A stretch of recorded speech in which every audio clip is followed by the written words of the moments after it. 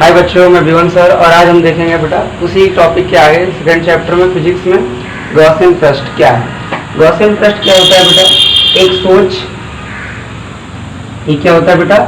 सोच काल्पनिक पृष्ठ होता है। सोच काल्पनिक पृष्ठ होता है और इस पृष्ठ से हम लोग बेटा क्या पता करते हैं? वैद्युत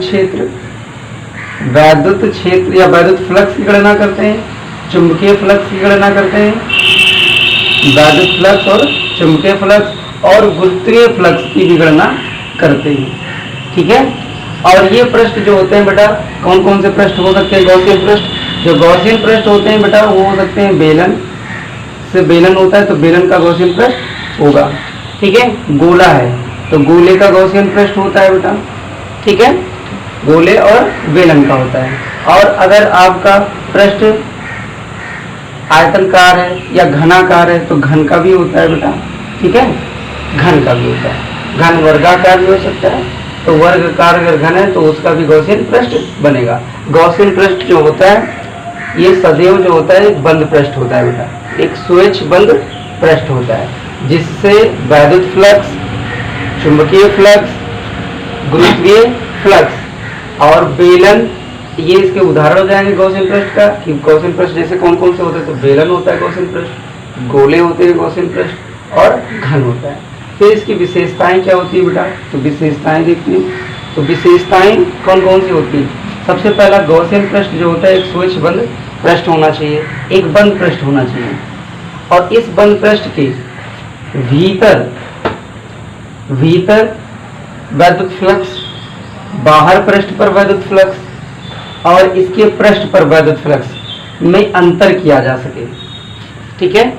पहला क्या हो जाएगा कि वैद्युत जो आपका गॉसियन पृष्ठ होगा वो बंद पृष्ठ होना चाहिए, वो स्विच होना चाहिए। और इससे क्या करते हैं, जिस पृष्ठ पर हमें वैद्युत क्षेत्र की तीव्रता ज्ञात करनी होती है तो वो उसके स्रोत के सममित होना चाहिए। तो सबसे पहले इसके स्रोत पर यानी पृष्ठ के स्रोत पर वैद्युत फ्लक्स और पृष्ठ के अंदर और पृष्ठ के बाहर, तीन जगह पर यानी पृष्ठ पर, पृष्ठ के बीच और पृष्ठ के बाहर। तो पृष्ठ के बाहर इन तीनों में आपके वैद्युत फ्लक्स में अंतर किया जा सके।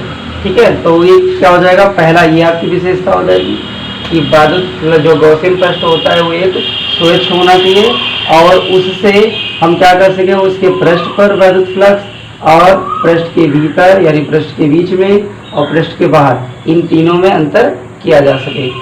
सेकंड आपका बेटा आ जाएगा, जो गॉसियन पृष्ठ होगा वो हमेशा उस बिंदु से गुजरना चाहिए जहां पर हमें वैद्युत क्षेत्र की तीव्रता ज्ञात करनी हो। ठीक है। यानी गॉसियन पृष्ठ वहां से गुजरना चाहिए, उस बिंदु से गुजरना चाहिए जहां पर हमें वैद्युत क्षेत्र की तीव्रता ज्ञात करनी हो। थर्ड आपका आ जाएगा बेटा गॉसियन पृष्ठ। ठीक है। गॉसियन पृष्ठ की सहायता से हम क्या करते हैं, एक काल्पनिक पृष्ठ होना चाहिए और उस काल्पनिक पृष्ठ की सहायता से हम वैद्युत क्षेत्र की तीव्रता के मान को पता लगाते हैं। तो ये इनकी क्या हो जाएंगी? तीन विशेषताएं हो जाएंगी। ठीक है।